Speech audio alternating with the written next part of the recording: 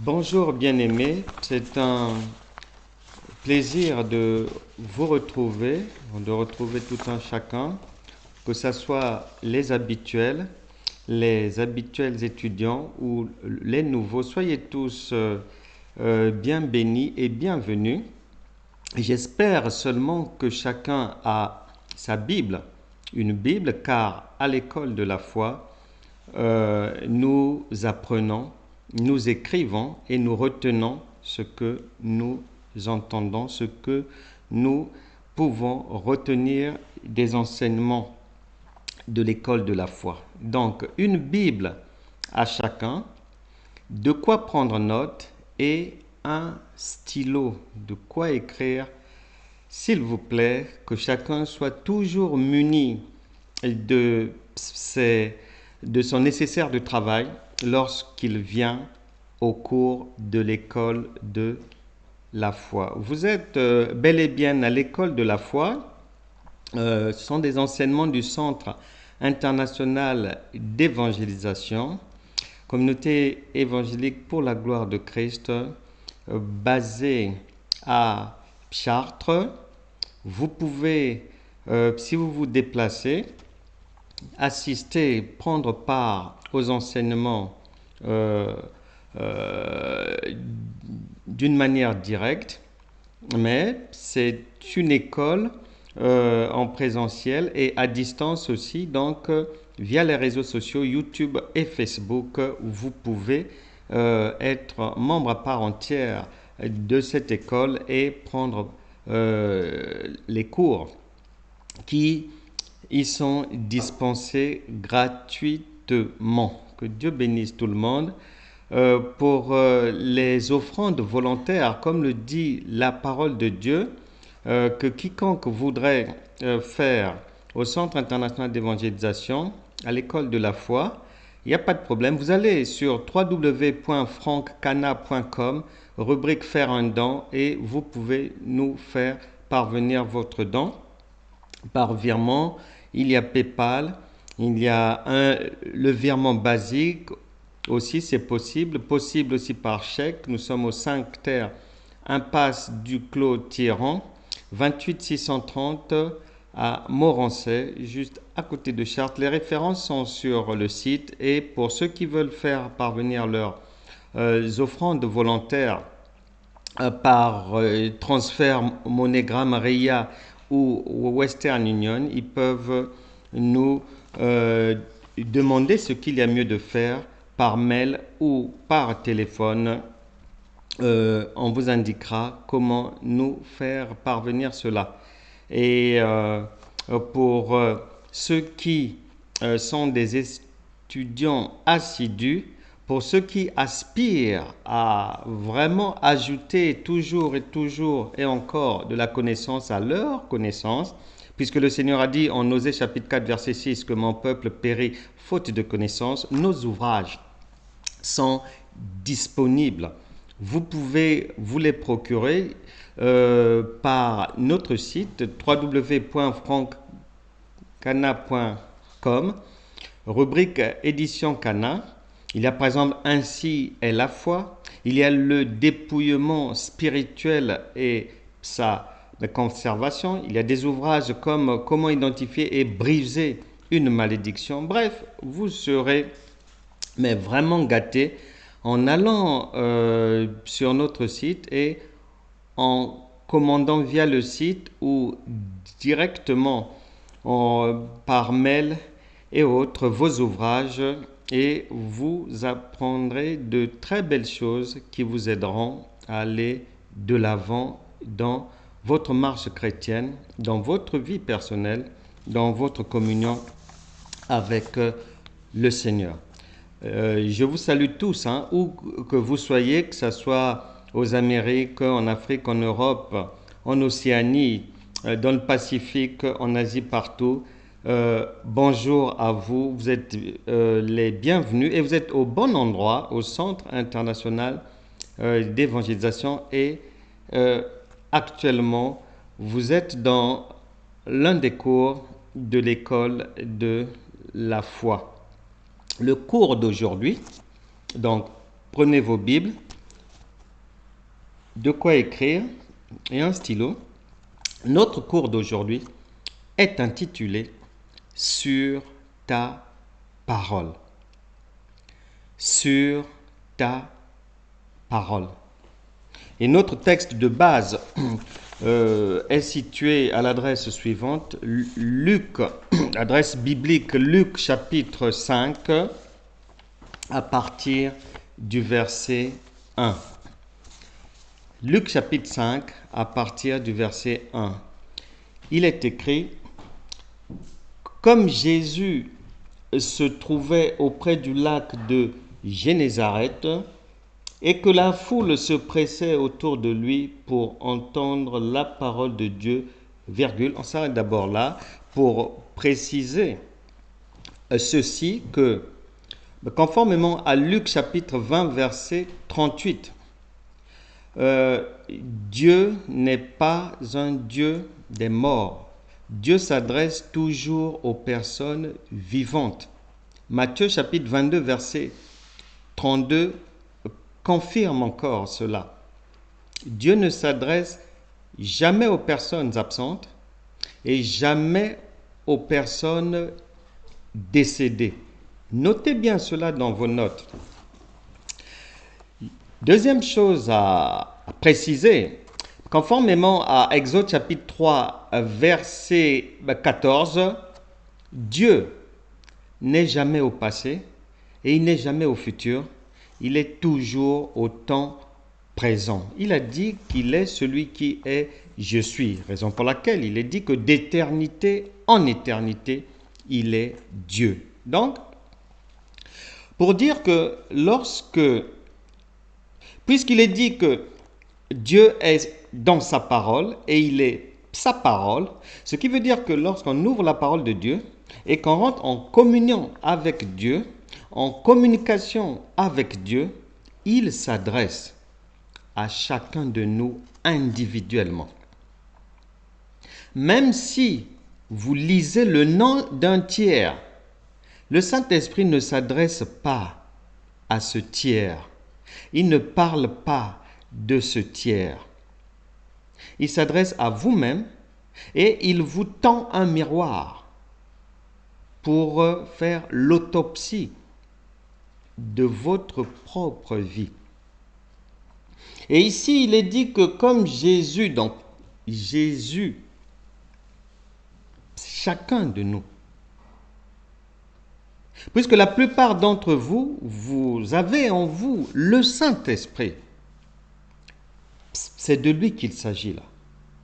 Et il est en chacun de vous, donc la parole de Dieu parle de vous-même. En disant que comme Jésus se trouvait auprès du lac de Génézareth, comme vous êtes à un endroit d'activité, à une source, mais quelconque, c'est un lieu où on peut tirer un profit, c'est un lieu où on peut faire de belles choses, c'est un lieu où on peut construire des choses qui peuvent faire avancer la vie humaine. C'est de ça qu'il s'agit, la vie individuelle. Et que la foule se pressait autour de lui pour entendre la parole de Dieu. Nous sommes tous là pour entendre la parole de Dieu. Chacun est là pour entendre Dieu, nous instruire, nous orienter, nous éclairer, nous enseigner, nous expliquer les choses, nous exhorter et nous consoler. Sans oublier nous reprendre aussi. Nous sommes là pour ça. Le Saint-Esprit est à l'œuvre. C'est de ça qu'il s'agit au verset 1.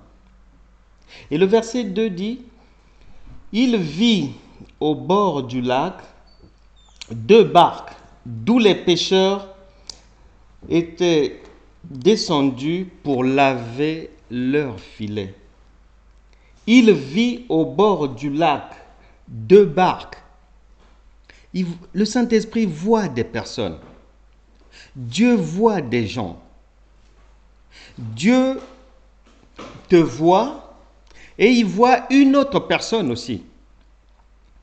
En train de faire quoi? En train de, il est dit, de descendre pour laver leur filet. Il voit deux personnes. Il te voit toi et il voit une autre personne en train de s'impliquer pour tout faire, pour que la vie puisse aller de l'avant, pour tirer profit de leur activité, pour tirer profit de leur lecture, de leur réflexion, de leurs entreprises. Chacun. Le Seigneur te voit dans tout ce que tu fais pour que ta vie aille de l'avant. Il voit les efforts de chacun. Et au verset 3, il est dit, Luc chapitre 5, au verset 3, il est dit, il monta dans l'une de ses barques. Il monta dans l'une de ses barques qui était à Simon. Dieu ne parle jamais des absents ni des morts. Donc la préférence de Dieu est allée vers toi. Le Seigneur est venu dans ta vie. Il t'a préféré par rapport à une autre personne. Parce que tu as certainement un frère, une sœur, un voisin, une voisine qui ne connaissent pas encore Dieu, qui sont encore étrangers à la vie divine. Et la Bible déclare que nul ne peut aller au Père sans passer par le Fils. Et le Fils a jeté son dévolu sur toi. Quel privilège! Il y a plusieurs personnes. Ici, il y a deux personnes prises en exemple. Barque veut dire individu. Barque veut dire vie. Il y a deux personnes. Mais Dieu fait le choix de te choisir. Dieu a préféré venir dans ta vie, monter dans ta barque. Verset 3. Il monta dans l'une de ses barques, donc dans ta vie.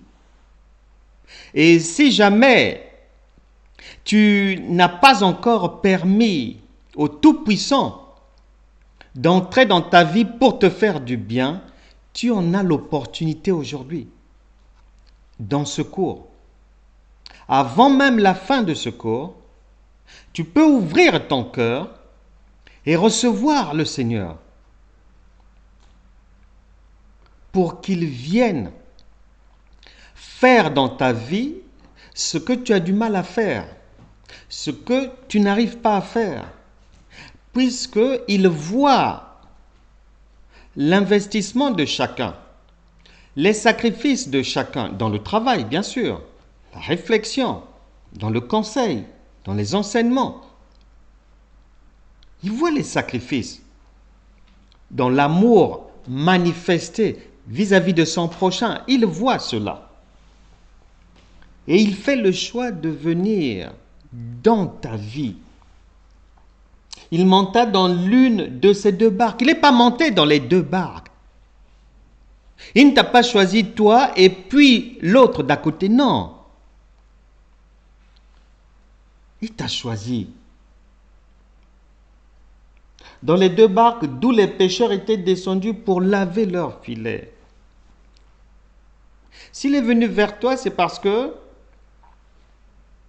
il a vu que non seulement tu l'as appelé, tu lui as ouvert ta vie, ton cœur, et que tu as manifesté une volonté de nettoyer ta vie, de mettre ta vie en ordre, de voir la vie aller de l'avant.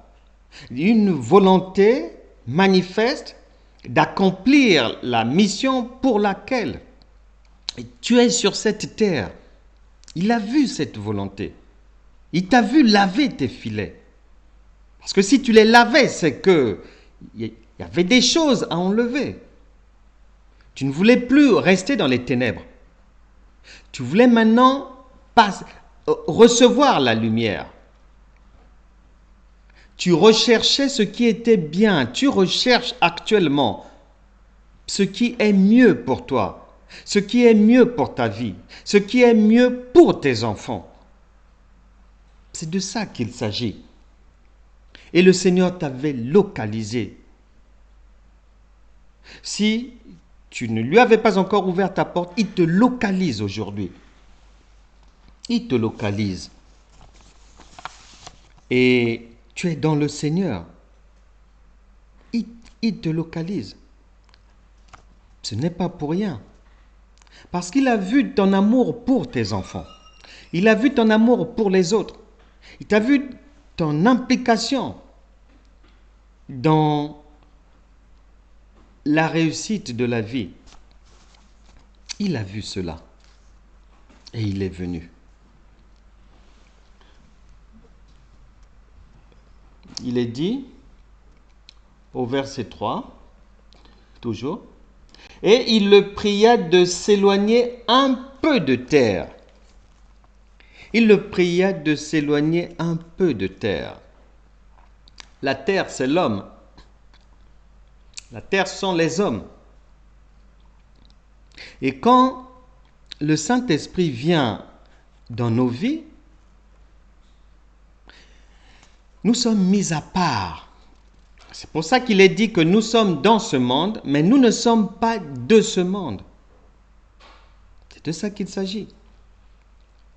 Et si tu es encore parmi, malgré que le Seigneur soit déjà dans ta vie, parmi ceux qui remplissent les bars, les boîtes de nuit, parmi ceux qui sont adultères, le Saint-Esprit te demande de t'éloigner de toutes ces choses-là. De toutes ces choses-là. Il te prie de t'éloigner de la terre, de t'éloigner des commérages, de la médisance, des œuvres des ténèbres. La parole de Dieu déclare en Éphésiens chapitre 5, au verset 11, que les œuvres des ténèbres, il nous déconseille de les cautionner, d'être acteurs des ténèbres, des mauvaises choses, et elle nous demande de les dénoncer. Et donc, on doit s'éloigner. Tu vis peut-être trop dans le bruit, dans le vacarme, dans les commérages. Il faut t'éloigner de ces choses. Il faut t'éloigner du bruit des gens. Beaucoup de mauvais conseils, des conseils de découragement. Il faut t'éloigner des choses qui ne marchent pas. Il faut t'éloigner des faux amis, des mauvaises compagnies. La Bible déclare que les mauvaises compagnies corrompent les bonnes mœurs. Il faut s'en éloigner. Et c'est de ça qu'il s'agit. Puis, il s'assit et de la barque, il enseignait la foule. On écoute la parole de Dieu. Cela fait peut-être depuis beaucoup d'années que tu écoutes la parole de Dieu.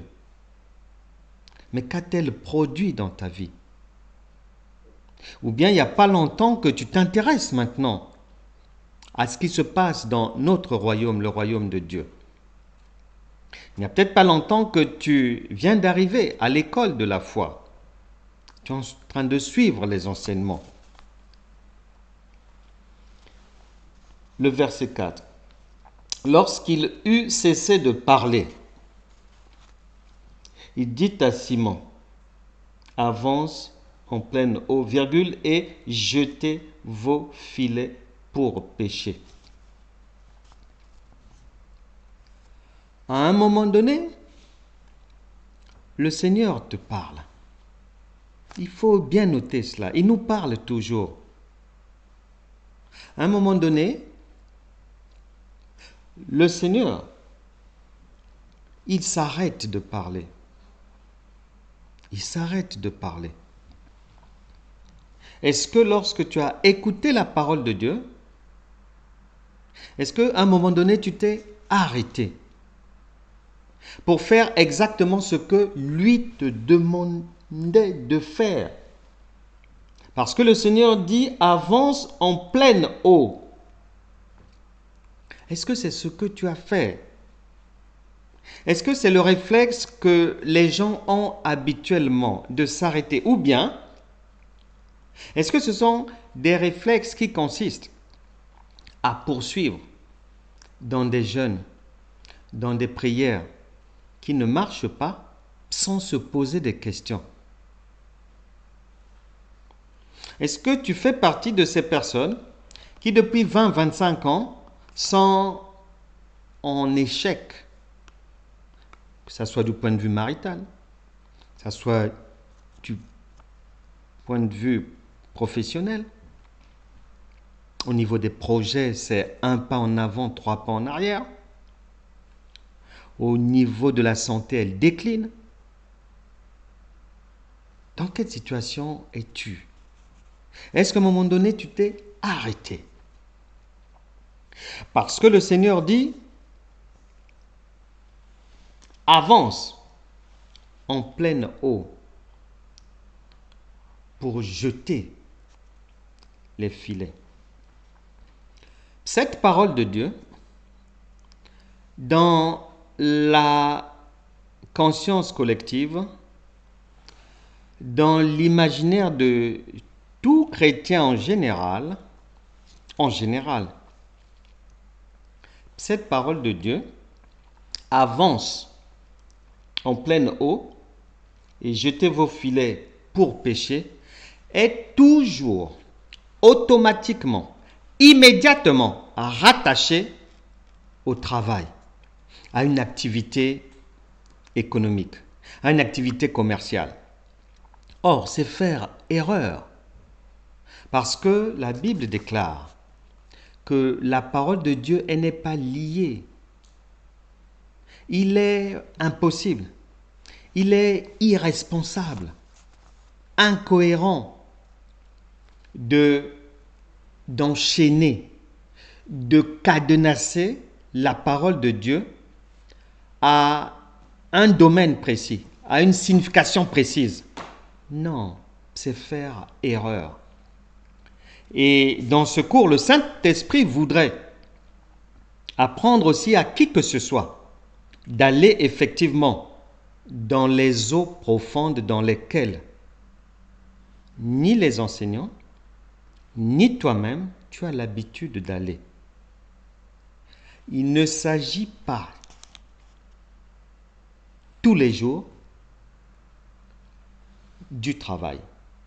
Il ne s'agit pas tous les jours, lorsque tu reçois cette parole de Dieu, lorsque tu arrives là, il ne s'agit pas tous les jours d'une activité économique, d'une activité commerciale. Non.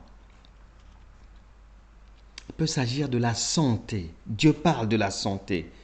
Il peut s'agir de l'agriculture. Il peut s'agir du sport. Il peut s'agir de l'éducation de tes enfants. Il peut s'agir de comment est-ce que tu t'adresses à tes enfants. Il peut s'agir des enseignements que tu reçois. Il peut s'agir des enseignements que toi-même tu dispenses, des conseils que tu donnes aux autres. Les eaux profondes d'aujourd'hui, les eaux profondes de ce cours concernent la profondeur du passé de chacun. C'est dans ces eaux-là, aujourd'hui, que le Saint-Esprit nous instruit d'aller pour en tirer le meilleur. C'est là-bas où chacun va jeter ses filets aujourd'hui, dans les profondeurs de son passé. Lorsqu'il eut cessé de parler, il dit à Simon, avance en pleine eau et jetez vos filets pour pêcher. Allons-y donc dans les eaux profondes du passé, afin de jeter les filets pour en tirer le meilleur. Une dame, la soixantaine. Cette dame avait fait beaucoup d'églises. Elle a été bénéficiaire de beaucoup de prières, beaucoup d'impositions des mains, de beaucoup de serviteurs et de servantes de Dieu. Elle s'est déplacée, elle a parcouru des milliers de kilomètres pour aller voir des hommes de Dieu. Mais sa vie était toujours bloquée. Rien ne marchait, ni dans sa vie, ni dans la vie de ses enfants. Jusqu'au jour où elle est venue me voir. Et cette dame va, au détour de notre conversation, je vais lui poser des questions sur sa vie et il en est ressorti ce qui suit des eaux profondes de sa vie. Elle a eu plusieurs enfants. Au total, 7 enfants, avec un seul homme. Ils ont eu 7 enfants. À un moment donné, le monsieur a voulu l'épouser. Le père de ses enfants a voulu l'épouser. Il y a eu une réunion pour ce mariage-là et elle a refusé que le père de ses 7 enfants puisse la prendre en mariage. Dans les eaux profondes de la vie de cette dame, la suite est que, après ce refus d'être épousée par le père de ses enfants, elle va fuir avec les enfants. Elle va fuir avec les enfants. Et le jour où cette femme est venue me voir et qu'elle me relatait ce récit, plus d'une 30aine d'années s'était passé entre les faits constituant les eaux profondes de sa vie et le jour où nous étions en pleine conversation. Donc 30 ans plus tôt, refus d'être épousée par le père de ses 7 enfants. Ensuite, elle fuira le père de ses enfants avec ses enfants. Ensuite, elle changera les états civils et va toucher aux états civils de ses enfants. Ensuite, pour pouvoir sortir du pays avec les enfants, elle va déclarer le décès du père de ses enfants, alors qu'il était encore vivant et qu'il est encore vivant jusqu'à ce jour. Qu'y a-t-il dans les eaux profondes de ta vie? Note chaque souvenir, chaque chose qui te revient. Écris cela. Qu'est-ce qu'il y a dans les eaux profondes de ta vie? Parce que le Seigneur a dit de jeter le regard par là-bas, d'avancer par là-bas. Le secours viendra de là. et non pas en restant sur le rivage, c'est-à-dire en faisant comme tout le monde, en priant comme tout le monde, en jeûnant comme tout le monde, en méditant comme tout le monde, en chantant comme tout le monde. Non, là le Seigneur dit, avance dans les eaux profondes, regarde dans les eaux profondes de ta vie, fouille bien dans ton passé. Il y a plus de 30 ans donc, cette dame a déclaré le décès du père de ses enfants qui est encore vivant. Ensuite, quelques années plus tard, elle va se disputer avec l'une de ses tantes. Elle va prononcer une malédiction sur la tante. Elle va prononcer dans cette querelle de femmes, prononcer une malédiction sur la fille de sa tante.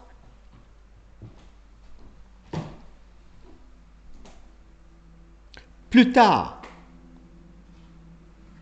elle va se marier avec un homme avec qui elle va avoir un enfant. Et au moment où elle se sépare avec cet homme, ça se passe très mal. Il y a des disputes, il y a la violence verbale. Et elle manquera du respect à cet homme qu'elle va mépriser.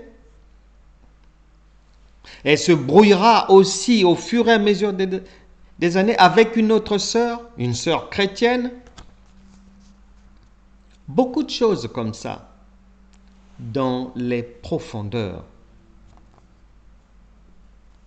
de la vie, dans les profondeurs des eaux de cette femme.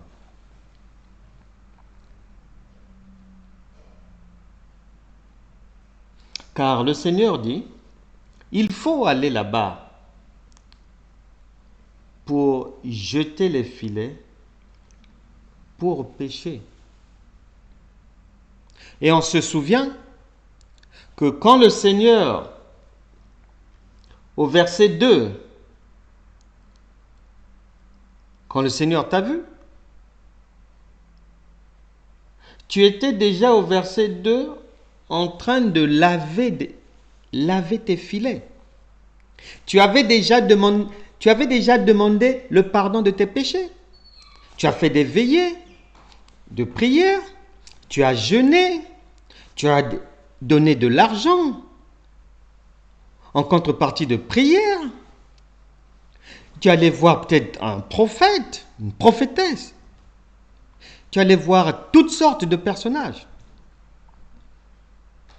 Le Seigneur voyait ça. Tu avais demandé pardon. Est-ce pour autant que tu as été pardonné? Parce que si tu avais été pardonné, toi, en lavant tes filets, tu lavais déjà tes filets. Tu avais déjà demandé pardon. Mais si ce pardon avait été reçu, accepté, s'il n'y avait plus de problème, au verset 4, le Seigneur n'allait pas encore te dire non, avance en eau profonde et tu jetteras les filets là-bas. Il ne t'aurait pas dit ça. Qu'y a-t-il dans les eaux profondes de ta vie? C'est de ça qu'il s'agit. Qu'y a-t-il là-bas? Es-tu comme cette dame? Qui as-tu menti? Avec la dette de qui étais-tu parti? Qu'est-ce que tu n'avais pas régularisé? Ou avais-tu manqué du respect à quelqu'un? Pourquoi avais-tu violemment brisé ton mariage?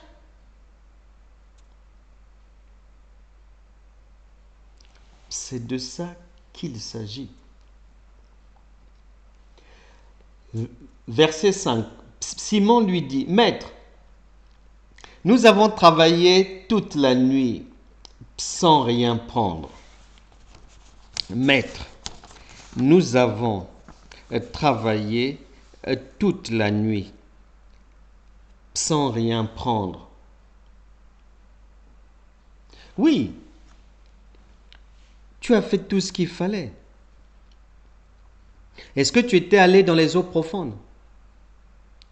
Ou avais-tu demandé le pardon des péchés des 5 dernières années seulement?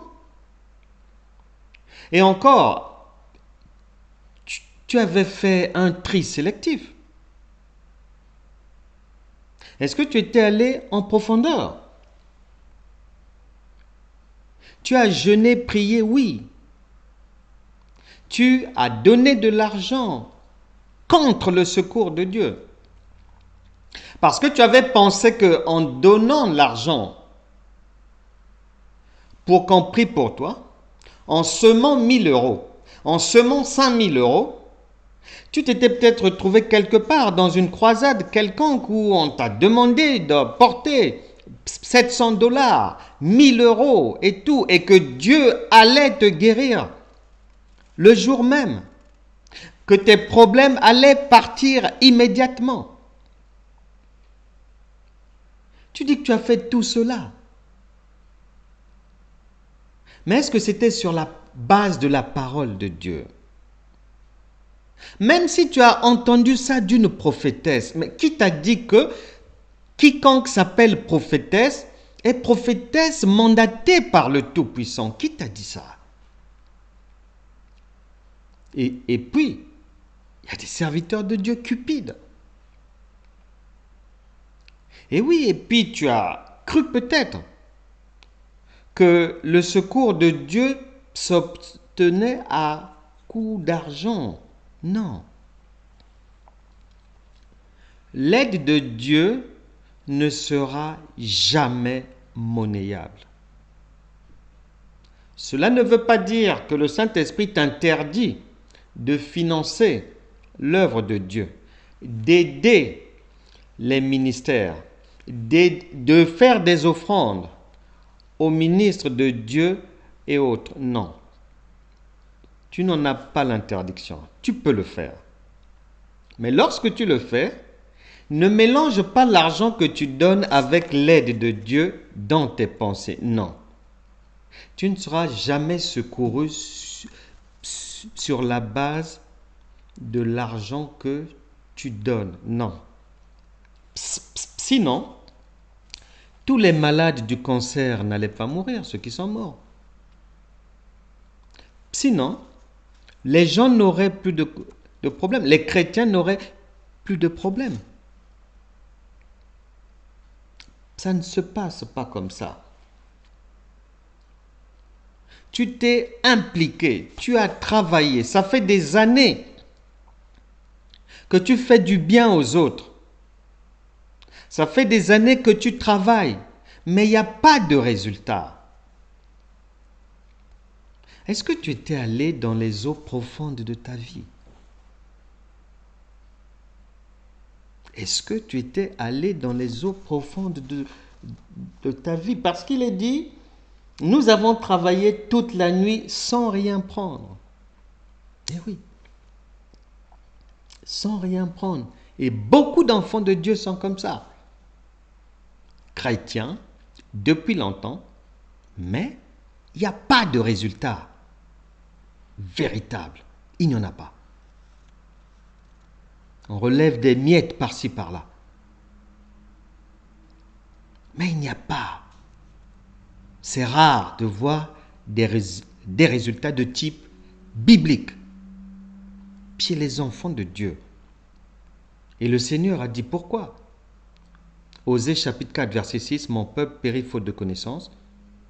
Jean chapitre 9, verset 31, Dieu n'exauce pas les pécheurs.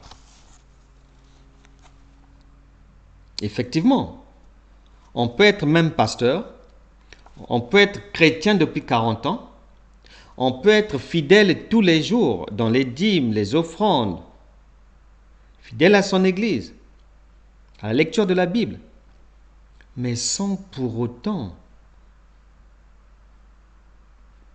obéir exactement à ce que Dieu te demande de faire. Sans pour autant obéir à la manière de faire que Dieu te donne. sans pour autant être au bon endroit, sans pour autant le faire avec la bonne personne, les bonnes personnes. Et c'est peut-être ton cas.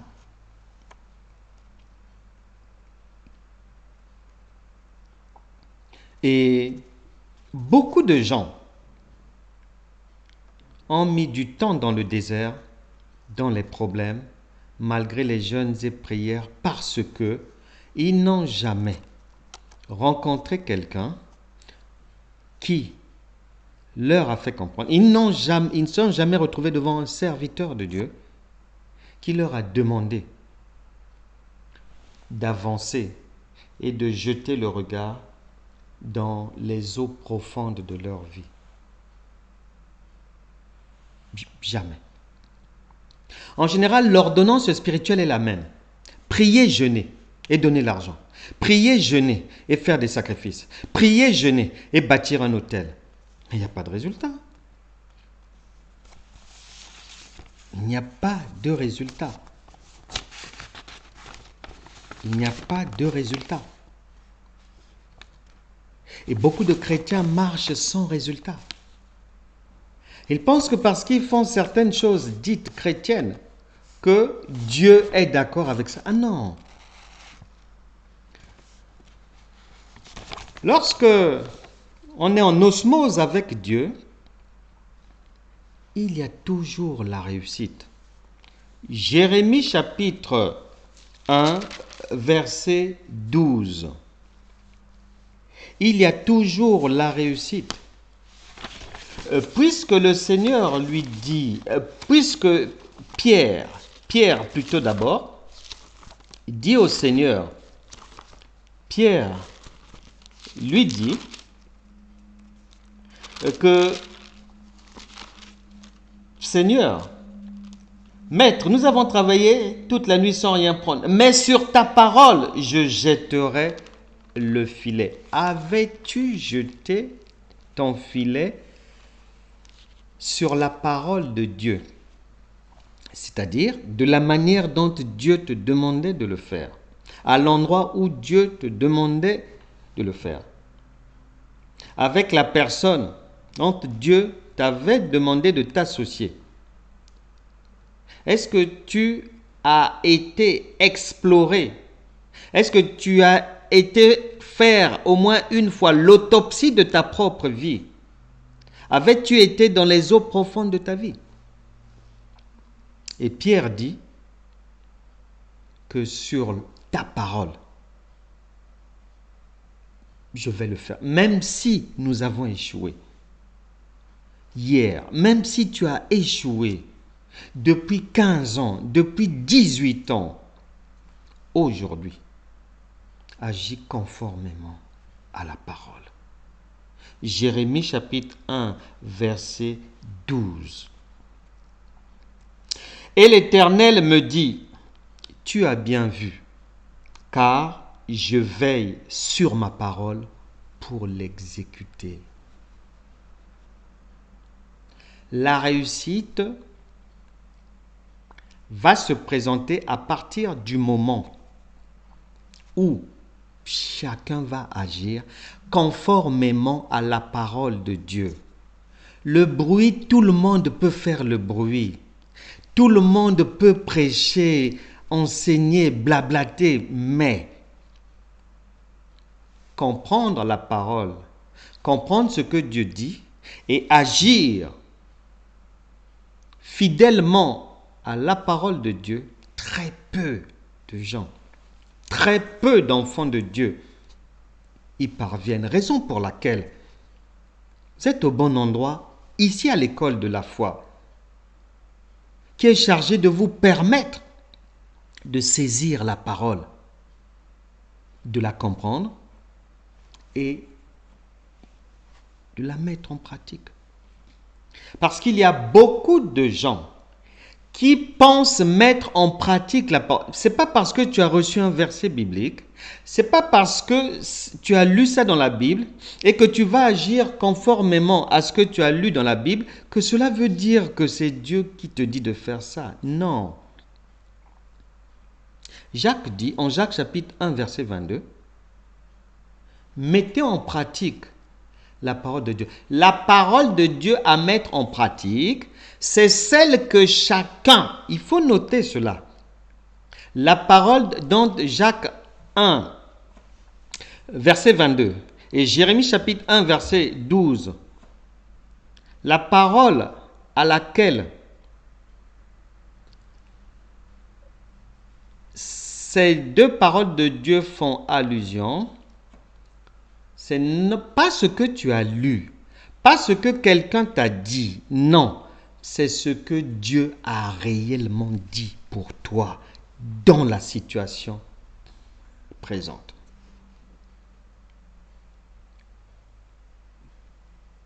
Dieu n'est pas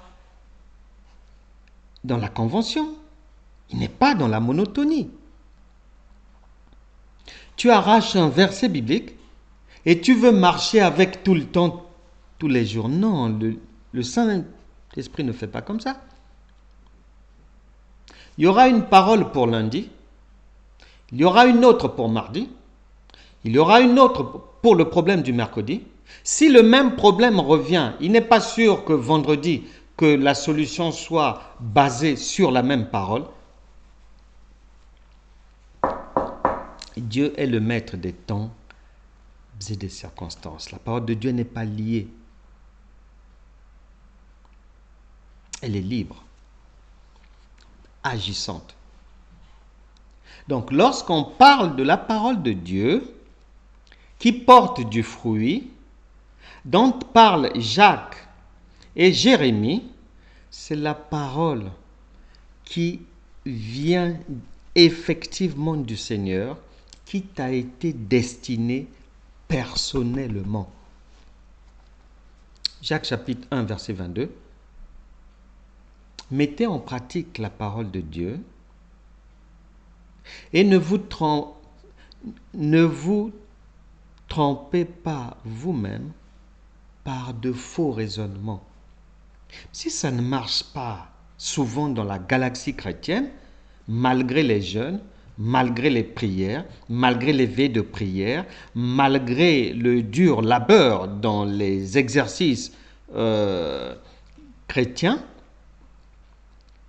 c'est que le soubassement en termes de paroles reçues, paroles sur laquelle on s'appuie pour agir, pour dire, pour faire, ne vient pas du Saint-Esprit, ne vient pas de Dieu. Et là, ça ne peut pas marcher.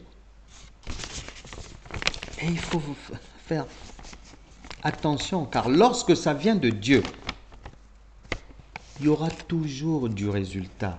Et le prophète Ésaïe nous confirme encore cela. Ésaïe chapitre 46.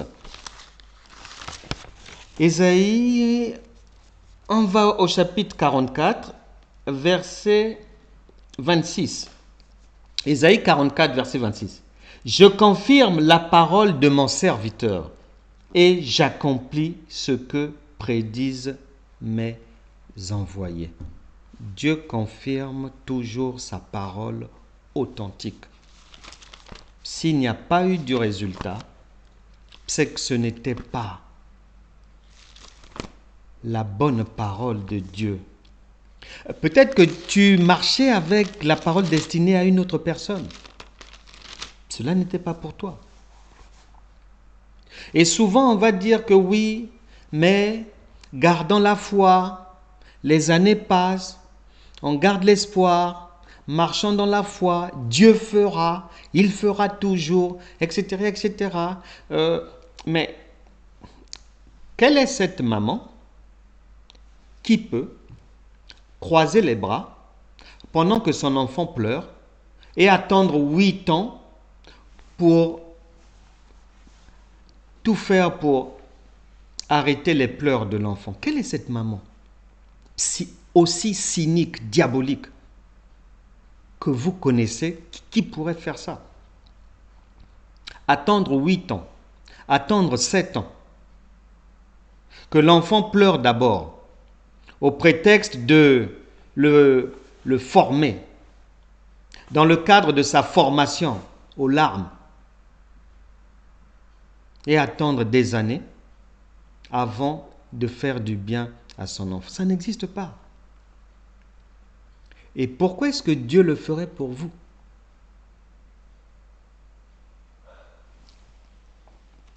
Simon lui répondit, Maître, nous avons travaillé toute la nuit sans rien prendre, mais sur ta parole, je jetterai le filet. La parole de Dieu est toujours agissante. La parole authentique, celle que l'on a bien saisie. Si tu n'as pas compris, ça ne marchera pas pour toi. Il faut d'abord bien comprendre. Si tu comprends de travers et que tu veux mettre en pratique, ça ne marchera pas. Ésaïe chapitre 46, allant au 46 et au verset 10, il est dit ceci. Ésaïe 46, verset 10. L'Éternel Dieu, il annonce dès le commencement ce qui doit arriver. Et l'entend d'avance ce qui n'est pas encore accompli. Je dis, mes arrêts subsisteront et j'exécuterai toute ma volonté. La parole de Dieu s'accomplit toujours. Elle est souveraine. Elle s'accomplit. Toujours, toujours. Le Seigneur avait dit à Abraham que sa descendance allait aller en esclavage en Égypte durant plus de 400 ans. Cela a eu lieu. Et ils ont été délivrés après de l'esclavage. La parole s'accomplit toujours. Il y a productivité, il y a rentabilité, il y a guérison, amélioration de la vie, il y a la paix du cœur qui revient, il y a la réussite dans ces activités à partir du moment où c'est la parole de Dieu qui est mise en pratique. Cette dame, après que je lui avais permis, pour la première fois de sa vie chrétienne, une chrétienne depuis des décennies, et s'est retrouvée devant un serviteur de Dieu qui lui a demandé, conformément aux instructions du Seigneur, d'aller dans les eaux profondes, d'aller en pleine eau de sa propre vie. Après cela, ce jour-là, j'ai indiqué à cette dame ce qu'il y avait lieu de faire. Elle s'est tenue sur la parole de Dieu, relayée par son serviteur. Et ce jour-là, je lui ai listé toutes les personnes vers lesquelles elle devait faire une démarche de pardon, en reconnaissant ses erreurs, en reconnaissant ses erreurs de jeunesse, en reconnaissant ses torts, en reconnaissant qu'à l'époque, elle était immature, en reconnaissant devant le père des enfants avoir aussi déclaré son décès administratif. Je lui ai listé ce qu'elle devait faire. Parce que il fallait qu'elle mette réellement en pratique la parole de Dieu. Pendant 30 ans, les jeûnes, les prières, les voyages, les offrandes et tout ce qu'elle avait fait et donné n'entrait pas dans le cadre de la parole de Dieu. Raison pour laquelle sa vie était bloquée et les vies des enfants aussi bloquées. Lorsqu'elle était retournée chez elle,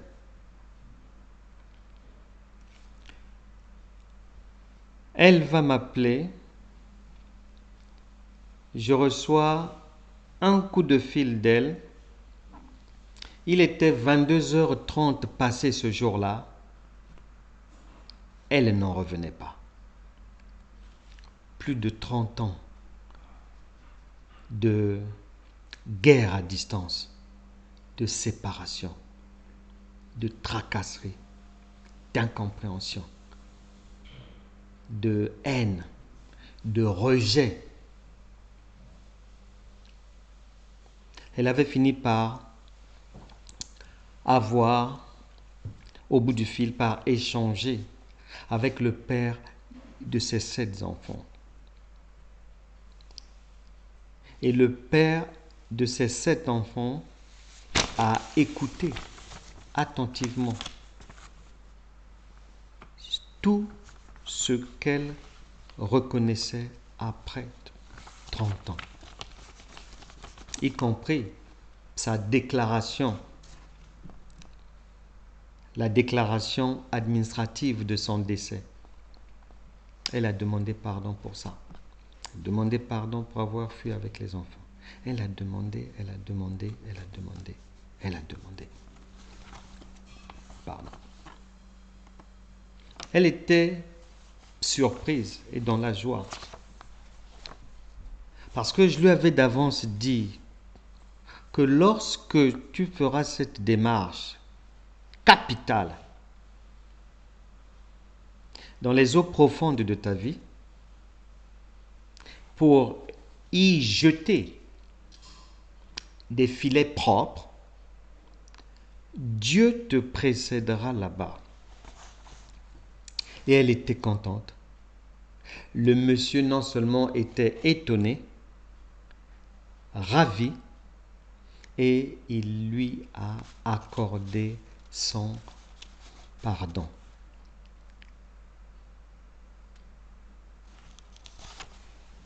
Verset 6. L'ayant jeté, ils prirent une grande quantité de poissons et leur filet se rompait. C'est à partir de là, à partir de ce moment-là, que la vie prend une autre tournure, que la vie devient belle. Parce qu'on a réellement mis en pratique la parole de Dieu. Lorsque tu as un problème et que tu te retrouves à l'église, n'importe où, un homme de Dieu, une femme de Dieu, te dit qu'on va prier, ou te donne une ordonnance spirituelle, te dit de méditer tel et tel passage, cela ne veut pas forcément dire que ce qu'elle te dit là, c'est la parole de Dieu qui correspond à la solution de ton problème. Non, non. Il y avait plusieurs veuves en Israël. Mais en 1 Roi chapitre 17, versets 8 à 24, le Seigneur n'a envoyé Élie que chez la veuve de Sarepta.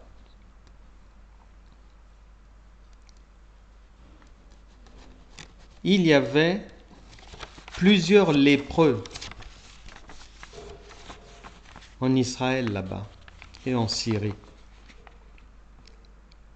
Mais le général Naaman, en 2 Rois chapitre 5, versets 1 à 19, c'est après avoir obéi à la parole de Dieu, à la parole du serviteur de Dieu, qu'il fut guéri. La veuve de Sarepta a vu la lumière après avoir mis en pratique l'instruction divine via son serviteur. C'est sur la parole de Dieu que ces personnes ont eu le secours, ont obtenu le secours de Dieu. Sur la parole authentique de Dieu. Tu avais peut-être déjà fait beaucoup de choses sans trouver la solution, mais aujourd'hui, tu as désormais la possibilité de jeter réellement, convenablement, ton filet sur la base de la parole de Dieu. Nous allons prier. La réussite se trouve souvent dans les eaux profondes de nos vies. Et le Seigneur va faire du bien à quiconque met réellement, convenablement, exactement en pratique la parole de Dieu. Quiconque agit sur sa parole. Pierre et ses compagnons ont eu le secours sur la base de la parole, de la mise en application authentique de la parole de Dieu. Le général syrien Naaman a eu le secours de Dieu après avoir mis en pratique sa parole. Idem pour la veuve de Sarepta. C'est ton tour maintenant. Et nous allons prier pour cela. Dans tes prises de notes, ce que tu auras listé comme eau profonde et gênante de ta vie, n'oublie pas, dans les jours qui vont suivre, dans les moments qui vont suivre, de réparer ce qu'il y a à réparer, de restaurer ce qu'il y a à restaurer, de restituer ce qu'il y a à restituer, de rendre à César ce qui appartient à César. Nous allons prier. Saint-Esprit est pressé que chacun agisse sur sa parole pour recevoir son secours, pour recevoir un gain, la guérison, la délivrance, la pêche miraculeuse, la réussite dans son travail, dans son commerce, la prospérité dans ses activités, pour entrer dans les liens sacrés du mariage. Enfin, le Saint-Esprit voudrait vous sortir de l'hôpital, vous sortir des traitements qui n'en finissent plus. Mais il suffit d'agir sur sa parole. Chacun va reprendre après moi. Nous sommes maintenant en prière. Le Saint-Esprit, il nous attend. Les diverses grâces de Dieu sont là, disponibles, sans souffrir, sans marchandage. Il n'y a pas d'argent à donner pour recevoir le secours de Dieu. Si tu veux aider les églises, aider les ministères, donner de l'argent, soutenir, encourager un homme de Dieu, une femme de Dieu, des serviteurs et autres, ça c'est autre chose. Cela n'est pas interdit. Ce qui t'est interdit, c'est de croire que la délivrance, la guérison, l'aide, la paix, la joie, le bonheur qui vient de Dieu soit achetable. Non. Non, c'est une injure. Injure à soi-même et une malédiction sur sa propre vie. Car Dieu est le Tout-Puissant. Il a tout. Il peut tout faire. Il est partout, omniprésent, omniscient, omnipotent. Qui va passer où sans lui? La Bible déclare que même les ténèbres sont lumière pour lui. Alors une personne comme ça, tu vas la corrompre comment? Tu vas l'acheter comment? En Actes des Apôtres, vous lirez là-bas, vous pouvez noter, chapitre 8, lorsque le diacre Philippe, l'évangéliste, ensuite arrive en Samarie, il apporte la bonne nouvelle. Il reçoit le renfort des apôtres Pierre et Jean à un moment donné. Le Saint-Esprit est à l'œuvre, au point que Simon, le magicien, est séduit. Il donne sa vie au Seigneur. Faussement.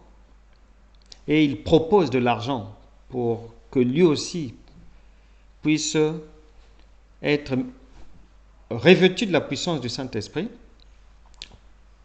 pour faire aussi des miracles.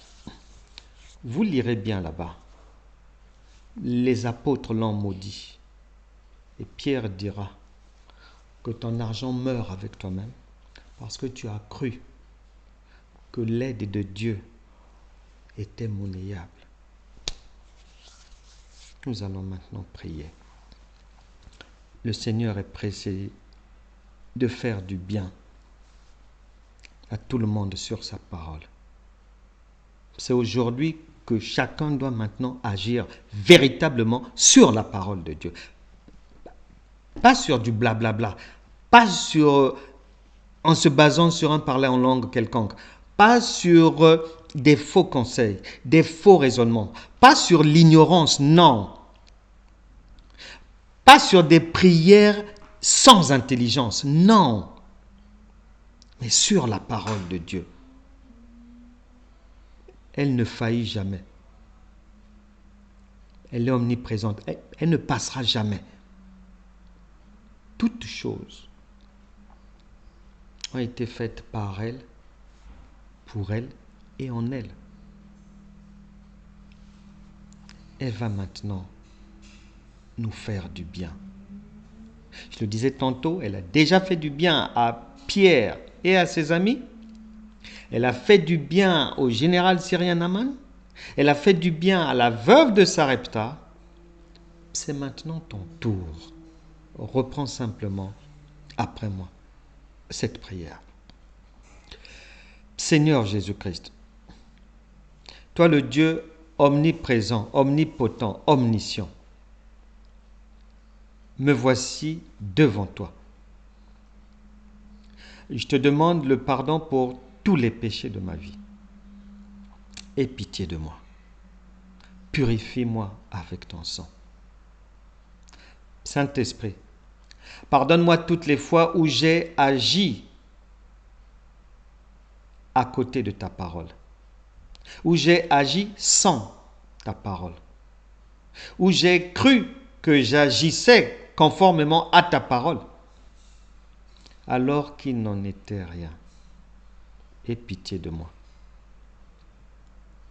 Seigneur, pardonne-moi parce que j'ai cru que tu pouvais m'aider en contrepartie de l'argent que je pouvais donner aux serviteurs de Dieu, aux églises, aux œuvres chrétiennes. Aie pitié de moi, Seigneur. Que ton sang me lave pour cela. Saint-Esprit, merci. Viens maintenant vivre dans ma vie comme mon Seigneur et Sauveur. Prends le contrôle de toutes choses dans ma vie. Merci Seigneur pour le pardon de mes péchés. Merci Seigneur pour ta présence dans ma vie. Merci pour m'avoir nettoyé, requinqué, lavé. Merci pour ton amour. Maintenant, Seigneur, que mes filets sont lavés. Maintenant que toute ma vie est devant toi. Maintenant que tu m'as nettoyé, purifié, corps, cœur, âme et esprit, fais-moi du bien par ton esprit. Au nom de Jésus. Que toute malédiction, tout blocage, tout retard dans la vie de toute personne maintenant connectée, dans la vie de toute personne qui a suivi cet enseignement, je brise ces malédictions, je brise ces liens, je dis non à l'échec dans la vie. Je chasse le retard dans la vie et j'appelle la réussite, la guérison, la délivrance, le bonheur, le plein succès, la réussite visible, professionnelle. J'appelle dans la vie de tout un chacun maintenant la réussite de vos enfants, la joie, la paix, et que plus rien ne sera comme avant dans votre vie. Amen. Amen. Amen. Voilà, les amis, ici prend fin ce cours de l'école de la foi. N'oubliez jamais de relire vos notes, de reméditer les paroles sur lesquelles le cours s'est fondé.